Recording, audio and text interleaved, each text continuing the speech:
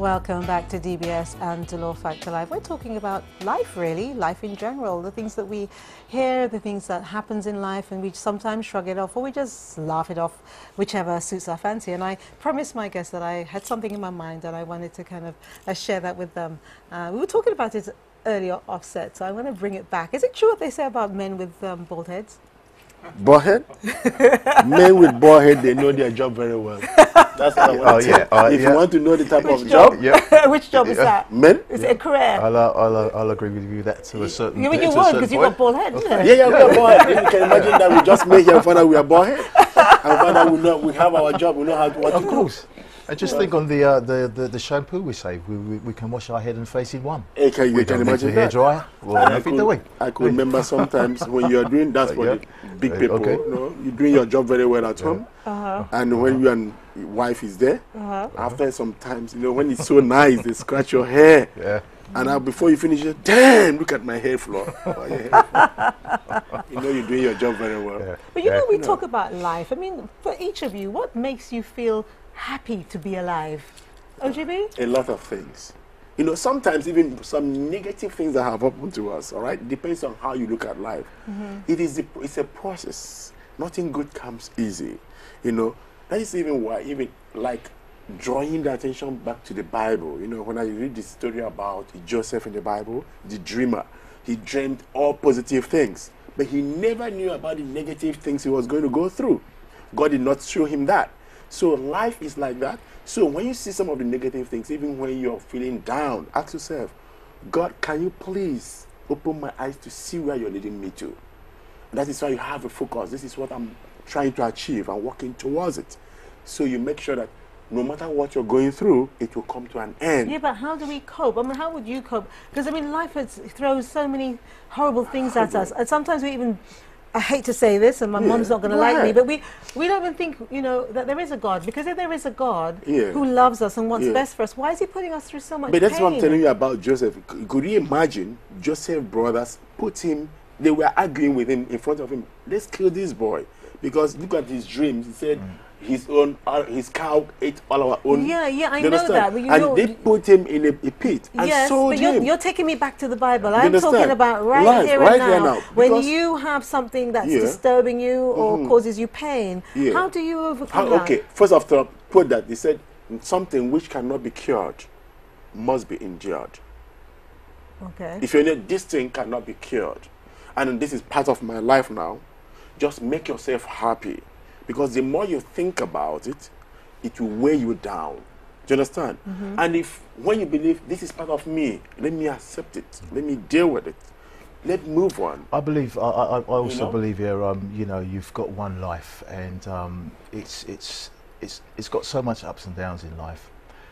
And I think whatever problem one tends to have in life, we should always look upon it and say to ourselves that someone else has got it worse. And always just be thankful for the day that we've got in front of us. You know, although I can sympathize with what you're saying, but sometimes we can't think about somebody else has it worse. Sometimes you just, because of what you're going through, you don't care about what other people are going through. And certain things I think can be helped. You know, especially when it comes to relationships. I'm talking about relationships, sexual relationships. A lot of it can be helped. If you're not happy with your partner, leave. Leave. What are you staying there for? Now, sometimes you can't leave because there are financial considerations, you've done things together. But prepare to leave. What are you staying there for? So that is even because, let me tell you, some people thinking that probably this is my first man in my life and we're going to end our life like that. No, probably nature has made it that this is a man who will take you to a certain standard. Then you leave, you go to the next person. Do you understand? Sometimes you should have to realize some people comes to your house, you know, to your life as crutches. Then you realize when you are able, you know, when you are disabled, you need crutches. Some people serve as crutches. When you are able, remember you are now able. Drop the crutches, move ahead. But most of us, we have the crutches when we are able, and we'll continue using crutches, and that makes us disabled in life. Yes. Do you understand? So you should know when you are able, especially drop the crutches and move ahead. At the same point of near enough what I've just sort of mentioned, that you know, there's always someone who's got it worse in life. Yeah. Well, I don't know. I mean, what do you think in terms of You know, how do you cope, Chris, when the thing, when, you know, sometimes life just gets you down. That's life. It just gets you down. I think What do you do? I think every individual has got their own way of coping with it. Whereas I've got my way of coping with things, perhaps when I'm feeling maybe down or things are not going my way. I'm quite able to shrug my shoulders and say, well, you know what, hey, no big problem. Other individuals cannot cope. Yeah, but can you do that based on is it a business decision you have to make? What about, you know, emotional decisions? That's worse. Hold on a minute, Audrey. That's, you know, emotional decisions, or, you know, it's different than business decisions. Can you just shrug off something as easily? Well, no. I mean, when we start talking about emotional feelings, that could be the family, the kids. There are other ways of dealing with that sort of issue, I believe. Again, we all deal with it in different ways. Okay. All right. So what I want to chip in there is this, right? Sometimes, even as we are living, I'll come to that point. Have you ever think about it? I'm living right now. One day I will die. Some of us don't think about that. Yes. All right. So have you said, oh, this relationship with my girlfriend or my wife is so sweet. What if tomorrow she dies? Or if tomorrow we break up? What will I do? So that would make you sit up at early o'clock to start preparing in case. Do you understand? So always what happens, what takes us unaware is that when you are in something and it's so sweet, you feel relaxed in it. You have to prepare in case. In every good relationship. But if you do that, some people may argue and say, well, you're not giving me your all because you're preparing a plan B and I'm still here. You know, I'm not saying that you should relax. Okay, just like if OGB, I'm a breadwinner. I will make my partner go back to school, get a job. Okay, get a job in case myself die. I'm not talking about when I'm not there. Carry them along as well. All right, like whenever I have my children, I'm going somewhere, I have to go with them. Mix up with the big people. That makes them, when I'm not there, they'll still keep that standard. And you make plans. If daddy is not there, what will I do? You make sure you train your children in a certain level. When you're not there, they will take care of it. We feel relaxed with what we have.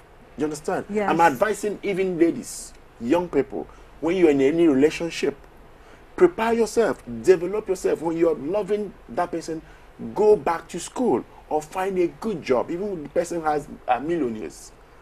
You understand? Even when they are millionaires, develop yourself in case it could come in that way. The person is not there. I would agree. There's a divorce. I would agree with a certain amount of that, Jay. Good. But I think that would be the individual's choice on whether they want to take that advice from you or the person who's giving them the advice to go and do something else or go back to college or school, as he says. All right, I'm gonna. A question that's been on my mind whilst the two of you been speaking is, what is the frustrating thing about life? The frustrating? Yeah, what's the most, what's frustrating about life? What I say about frustration, let's put it generally about frustration. Frustration is like when you're doing something and it's not going your way. You get frustrated.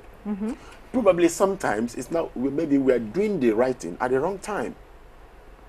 Do you understand? Yes. There is time, purpose, and reason. Try to see what I'm doing now. Am I fitting this peg, this round peg, in a round hole? Am I trying to forcing a square peg in a round hole? Do you understand? Ask yourself that question. If it's not going the way, keep back. Think about it. Understudy what you're doing. Okay, find out there's a place you've made a mistake. Or it's not the right thing you're doing. Or you're doing the right thing at the wrong time. Okay, Chris? Good. Things are not going your way. Things are not happening as quick as you want it to happen. You know, decisions are not being made that you would like to have made. You know, that's one of the frustrations of general in life, I believe. Wanting things quickly, things to happen. You know, I think so. I agree with both of you, but I'm thinking to myself, what must be frustrating is, if as a person you are in a position to be well equipped for life, so you know whether you have an education or not, but you have the ability to be a breadwinner, but you've tried and you just cannot get a job. To me, life's frustration is based on whether you are working or not. Because even when you get older and you retire, a lot of people, they don't do well in retirement because they're so used to working. That's right. All right. You know, so to me, frustration is when you, more or less like what you've said, but I'm more specific in terms of having everything you need around you, but you can't get a job. You can't make the money go come to in. schools. That's what I'm talking about. No, but even if though you go to I mean, school, what I'm trying to say, I'm trying to say, people who've got degrees and they're not working. Fine, it depends. Let me tell you, a friend of mine, those days, when it was in Nigeria, military regime, there was no politics. He read, what do you call it, political science. We are not into democracy then. He was not getting any job. All of us who did engineering, all of us medicine, got a job. Because of what he did a wrong, I mean, as then.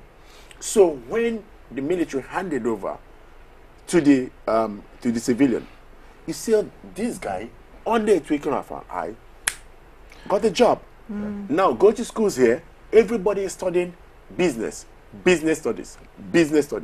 Whose business are you going to work in? That is the thing. When you come out from the school, the competition is high. I'll go back to a point you've just made there. You understand? The competition is high.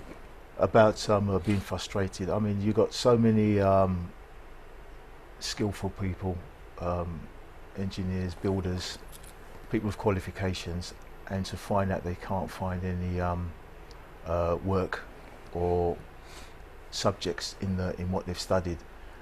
That can be one of the most frustrating issue for any individual. That and health. You know, when your health, I mean, that's another thing, but we're going to touch on that when we return. This is The Law Factor Live. See you after the break.